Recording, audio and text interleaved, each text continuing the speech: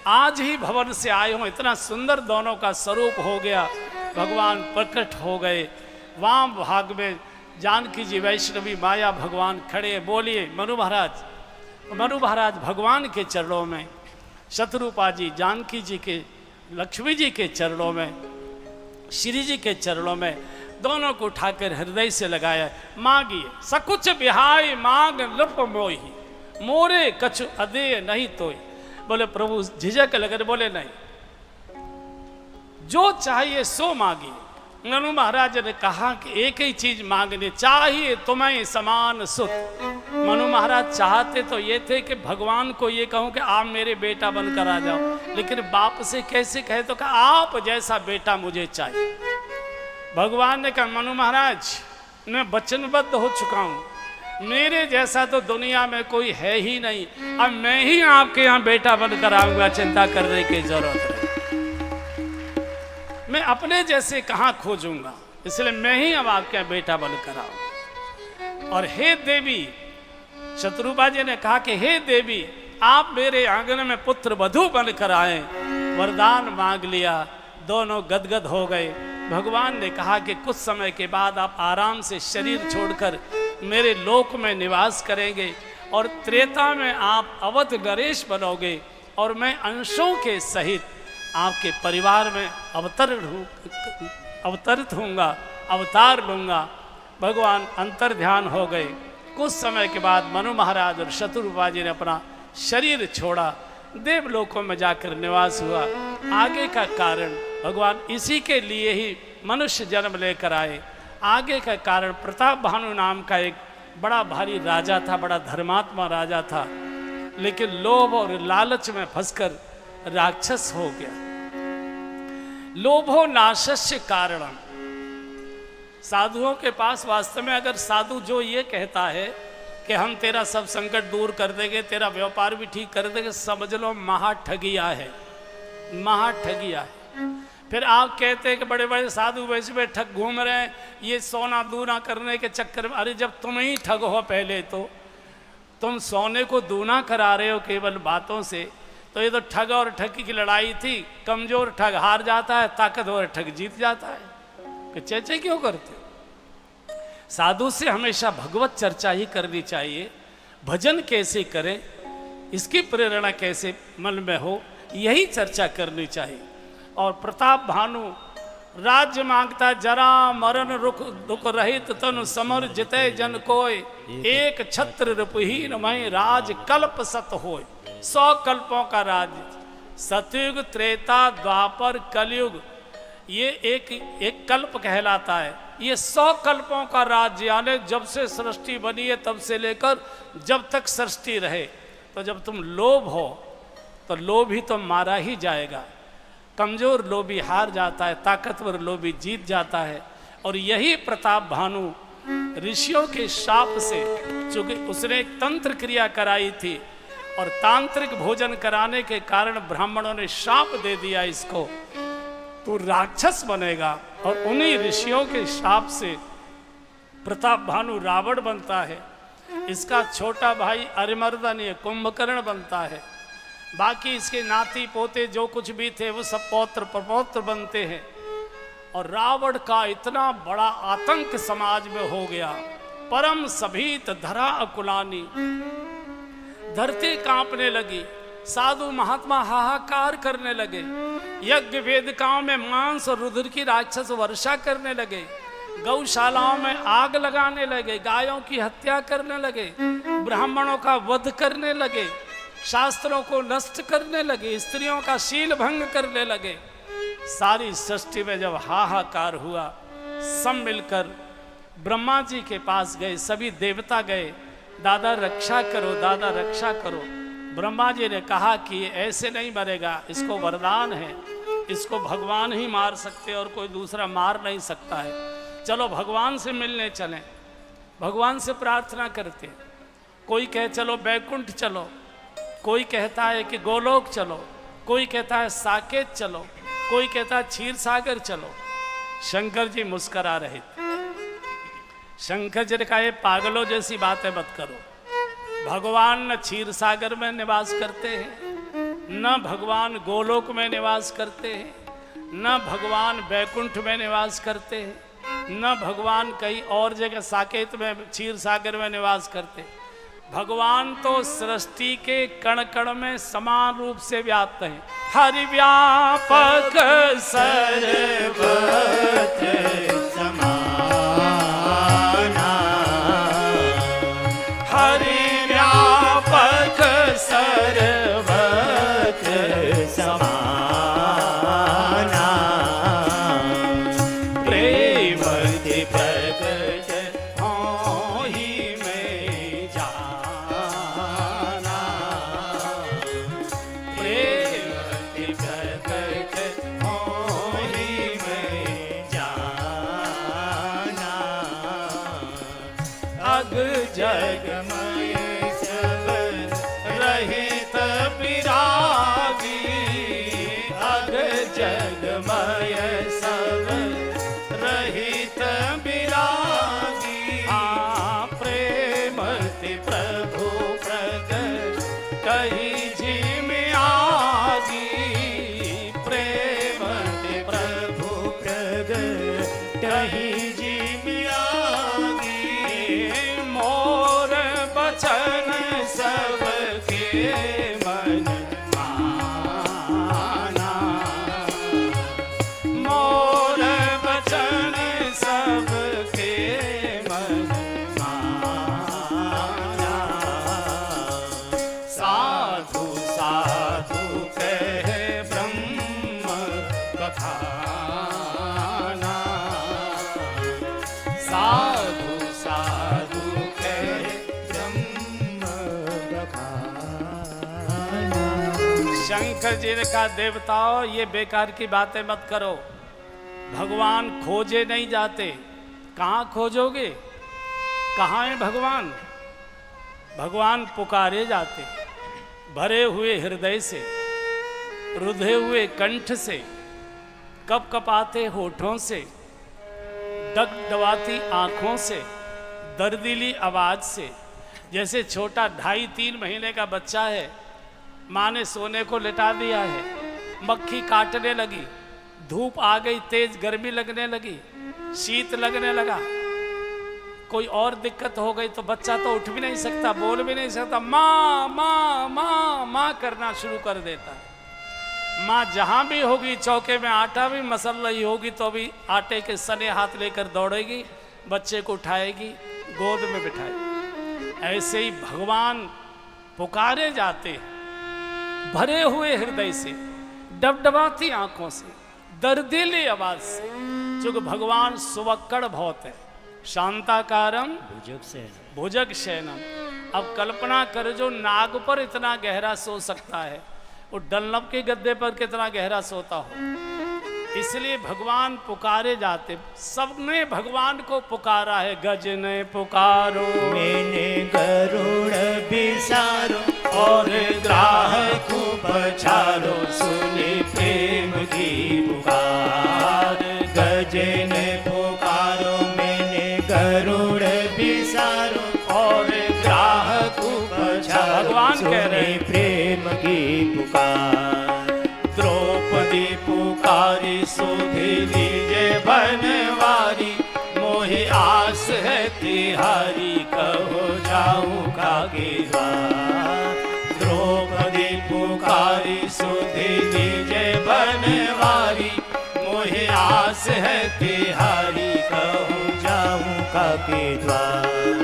सुनी देर नहीं करी, देर मैंने सुनी, देर नहीं करे देर, मैंने तुरंत ही चीर बढ़ायो बढ़ायो, नाना भांति नचायो भक्तन। भगवान कह रहे हैं, नाना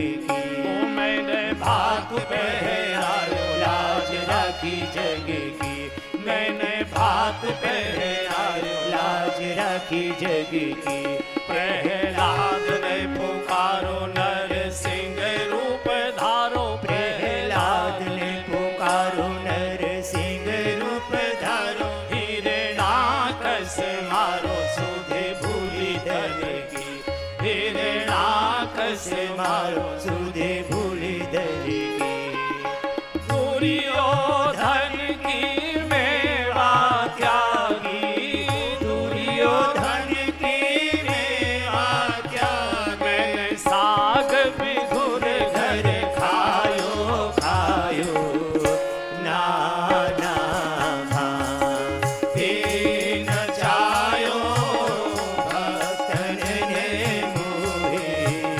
नाना आरे लोक लाज तजी नहीं काज में लोक लाज तजी नहीं काज मैंने बैकुंठ बिसरायो रायो नाना भाते नचायो भक्तन ने मोहे नाना ये बात कोई कवि नहीं कह रहा, कोई लेखक नहीं कह, भगवान नारायण स्वयं बोल रहे हैं। इन भक्तों ने मुझे कितना रुलाया है, कितना नचाया है, कितना दौड़ाया है। गजने पुकारो मैंने गरुड़ बिसारो, द्रौपदी पुकारी नाथ रक्षा करो, द्वारका नाथ रक्षा करो। प्रभु नंगे चरण दौड़े हैं, साड़ी बीच नारी है कि नारी बीच साड़ी है, कि साड़ी ही की नारी है कि नारी ही की साड़ी है। दूषासन की भुजा थकित भई, बसन रूप भय श्याम, सुनेरी मैंने निर्बल के बल रहा।